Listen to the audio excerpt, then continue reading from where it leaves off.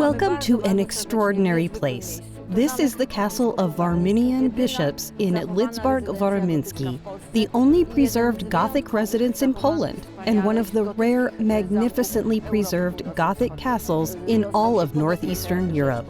The location was chosen with remarkable precision. It stood at the fork of two rivers, the Wyna and the Sinsarna, on relatively flat terrain. In contrast to the town, the castle had its own defensive walls, while the settlement extended westward from the castle complex. At the heart of this complex lay the castle itself, with a large southern outer bailey dedicated to economic purposes. To the north lay a second bailey, where one found the mill, sawmill, fulling mill, and all the facilities necessary to support the functioning of the entire stronghold. Its construction spanned from the year 1350 to 1402, during the era where the Teutonic Order held sway in Prussia. The same workshops that served the order were employed here, but this castle was of a different nature, for its founders were the bishops of Warmia. From the outset, the fortress was designed to emphasize the princely splendor of their authority. Indeed, the bishops held the right to bear the title of prince. The Warmian bishopric, a dominion where they wielded both secular and spiritual power, was among the wealthiest and most significant of the diocesan territories. Following the Second Peace of Torun in 1466, the castle, together with all of Warmia, came under the protection of the Polish-Lithuanian Commonwealth. And it is important to remember that under the Commonwealth, this stronghold functioned from 1466 until 1772, the year of the first partition of Poland. For more than 3 centuries, it was an integral part of the Commonwealth. The castle, to a remarkable degree, retained its Gothic medieval substance. Over the centuries, it was modernized, renovated, and enhanced by successive bishops, each seeking to embellish it and make it more comfortable for residents. Yet, after the process of so-called re-Gothicization undertaken in the early 20th century, what we see today is, above all, a fortress that has preserved its medieval essence.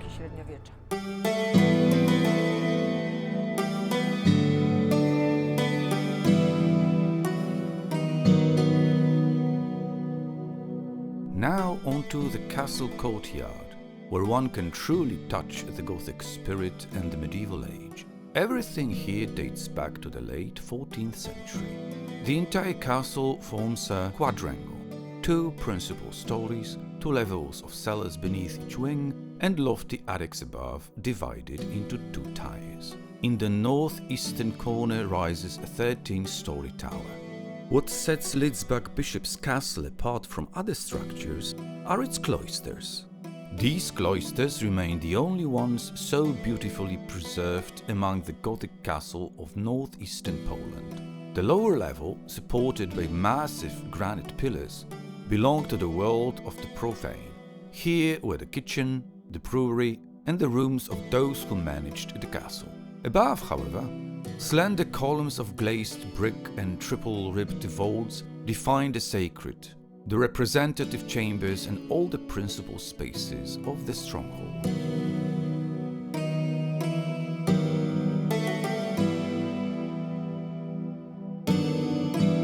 Onto the northern wing, 2 levels underground, in the cellars beneath the old brewery. Here survive beautiful rib-vaulted ceilings, strengthened with transverse ribs to bear the immense weight above. Within these cellars stands a small yet important exhibition, The Silent Majority, devoted to the castle servants. It reminds us that behind the grandeur of princely and episcopal residences, such as Lidzbark Bishop's Castle, there stood a vast household staff, without whom the court would not function. At Lidzbark, the servants were divided into 3 categories. The lowest tier consisted of those who came from outside the castle.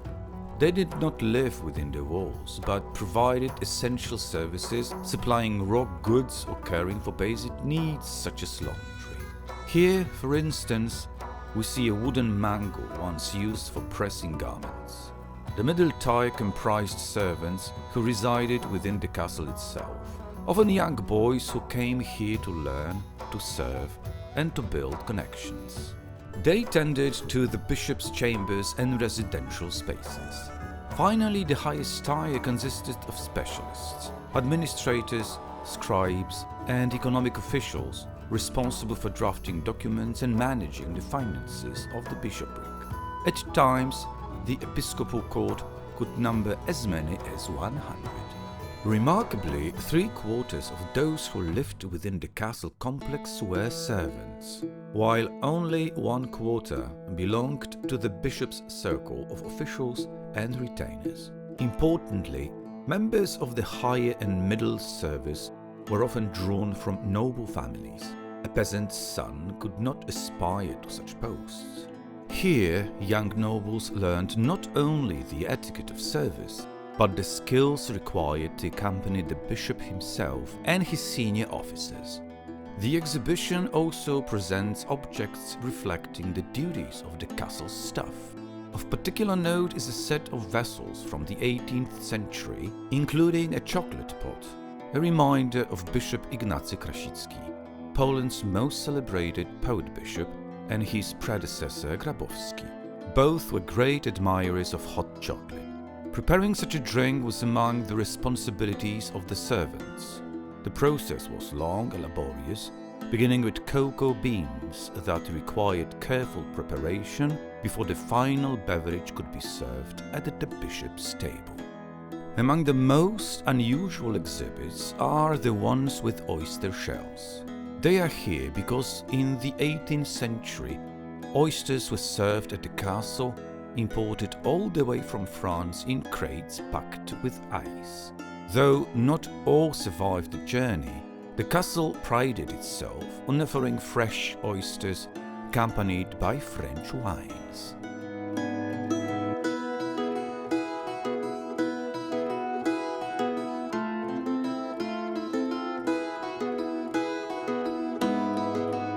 One level higher, still in the northern wing, is the exhibition devoted to the building history of the castle. Its aim is to illustrate through artifacts unearthed on site the development of the fortress from the second half of the 14th century up to the early 20th. The display begins with a photo of a remarkable discovery made during the excavations of the courtyard and the outer gate. Along the east-west axis of the gate, a shallow burial was found, a skeleton of a man, about 33 years old, for nearly 6 centuries. Men and women trod upon his grave until it was at last revealed.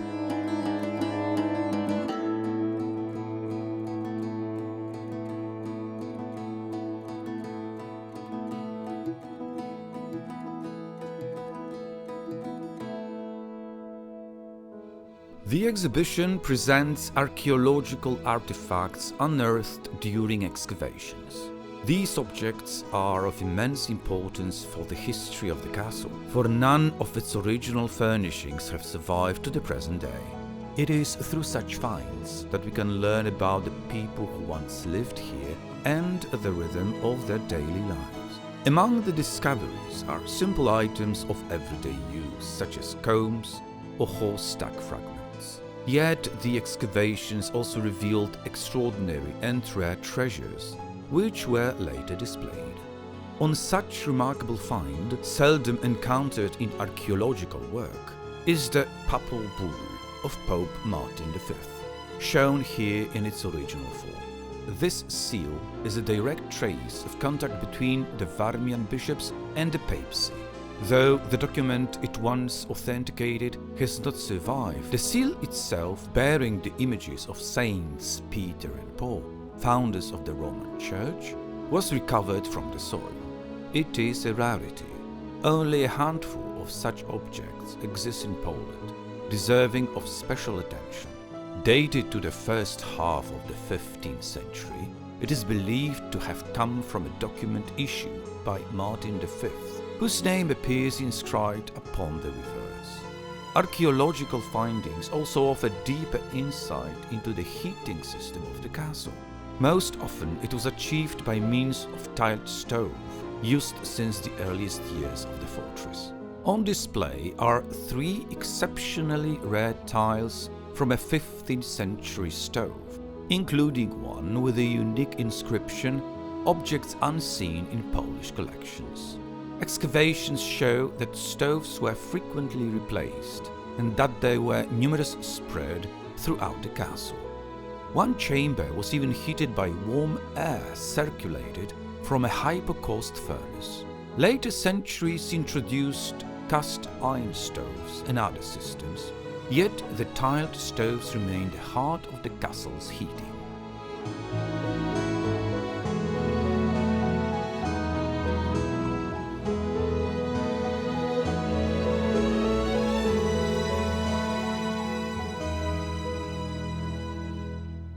Now onto the very heart of the castle, the kitchen. Here meals were prepared, both the simple fare of everyday life and the grand banquets of the state. The room rests upon 2 different pillars beneath a graceful rib-vaulted ceiling.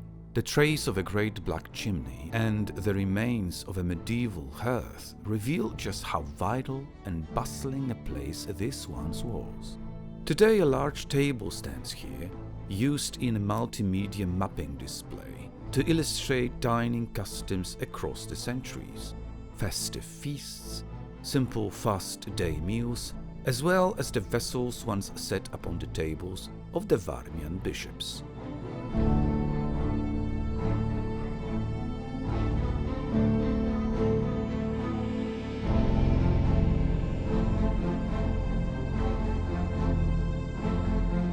Following the last partition of Poland in 1795, the bishops left the castle. For a time, the fortress was abandoned.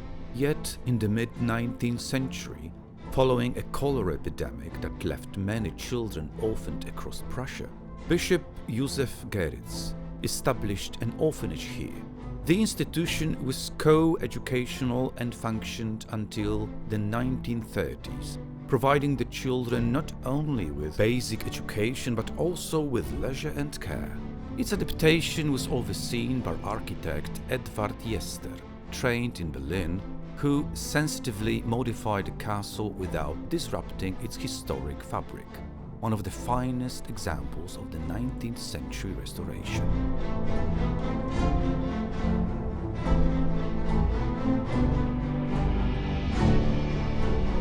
In all, 31 bishops of Warmia resided at Lidzbark Castle.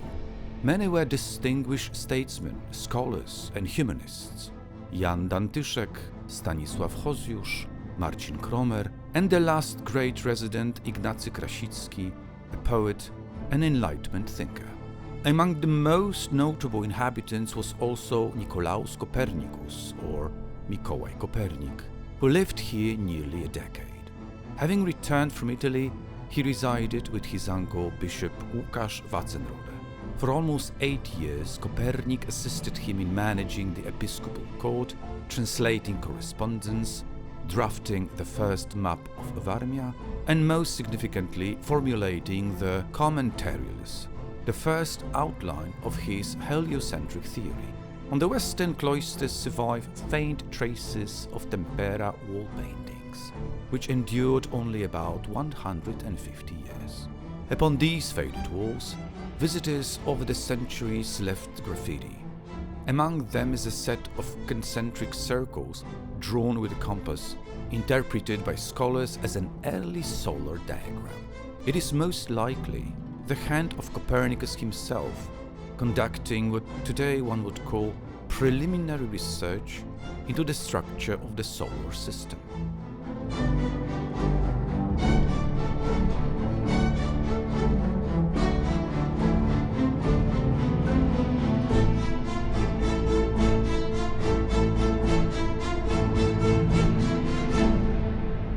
Onto the castle's southern wing, its earliest section adjoining the outer bailey. This is the gate wing, the main facade of the fortress.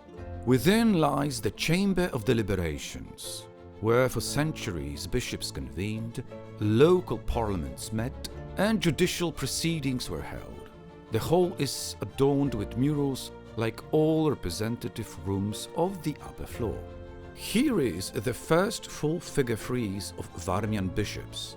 Today, the final display here present liturgical and secular vessels, crafted from various metals, ranging across the centuries, from baptismal bowls to Art Nouveau chalices. Here is your final passage translated into English in the style of a historical documentary, keeping timestamps and speaker distinctions intact. A particular remarkable feature is the painting of Anton Hoffmann, The Battle of Heilsberg. The painting depicts one of the most memorable episodes of that battle, the charge of the Black Hussars of the Prussian army. This daring assault brought fame to the Prussian soldiers as they succeeded in routing a Napoleonic unit and capturing its flag, a feat rarely achieved against such elite French troops during the Napoleonic Wars. Anton Hoffmann chose to immortalize this moment of Prussian glory. In the background, the viewer can discern Heilsberg Castle and the church. The painting was created on the centenary of the battle, commemorating this extraordinary engagement near Heilsberg. Modern-day Lidzbark Warmiński. The battle took place on June 10th, 1807, and at the time was the largest fought on the territory of present-day Poland. It also held significance in the broader context of the Napoleonic campaigns, which is why the name Heilsberg appears on the Arc de Triomphe in Paris. Heilsberg itself lies along the Napoleonic Trail.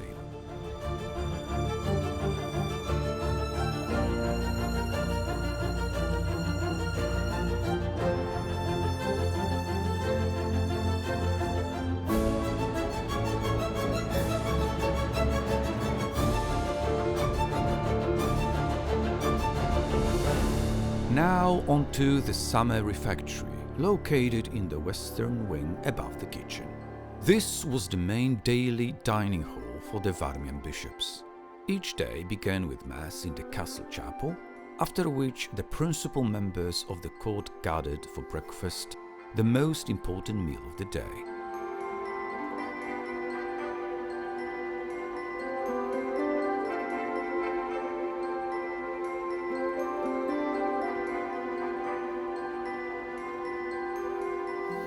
In this small room, formerly a pantry, a study of Bishop Ignacy Krasicki has been recreated. Here hang portraits by August Mirys of his parents, alongside a copy of Krasicki's own portrait. Krasicki, who resided at Lidzbark Castle for 29 years, composed his major novels, comedies, essays, and most famously, his fables here. He also meticulously cared for the castle gardens, which through his work became renowned not only throughout Prussia, but also in Berlin and Vienna.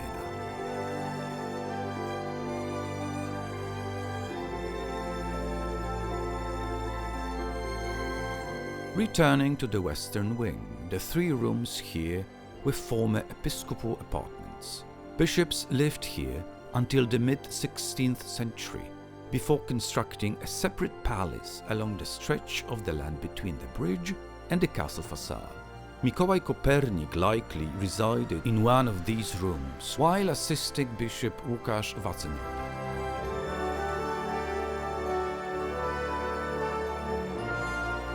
In the northern wing is the audience chamber, which for centuries also served as the so-called Heilsberg Library.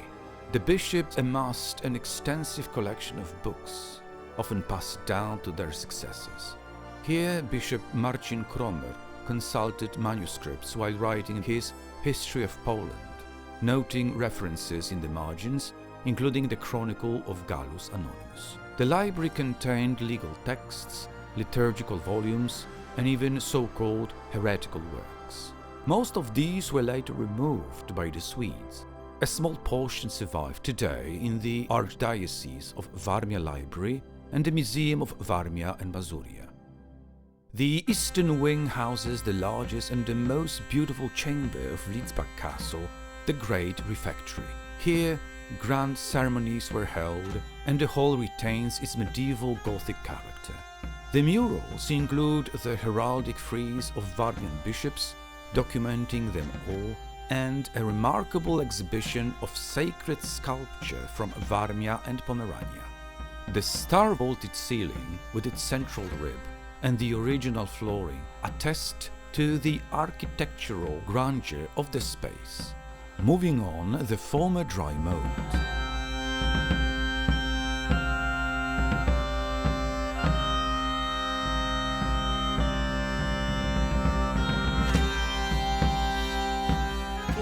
The castle chapel has preserved its function since 1394. Its star-vaulted ceiling showcases Gothic craftsmanship, while much of its furniture and decoration dates to the mid-18th century under Bishop Adam Stanisław Grabowski, predecessor to Ignacy Krasicki. Most bishops adapted the chapel to their taste over the centuries, and its elegant Rococo and Baroque altars remain a highlight. The chapel's treasure also includes an organ from 1760 with concerts held throughout the year.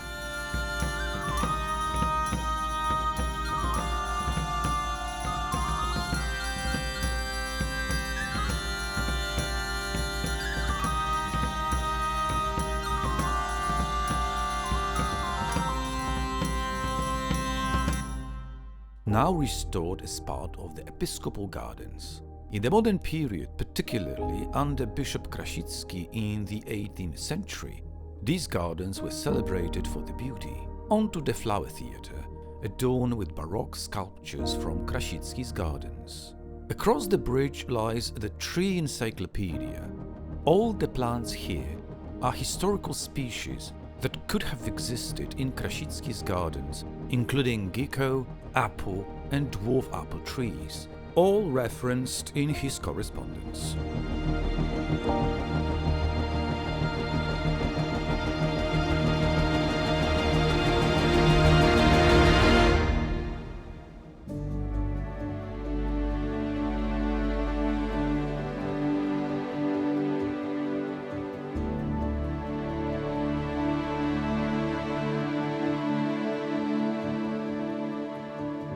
Today, the Castle of Warmian Bishops in Lidzbark Warmiński functions as a museum fully open to visitors.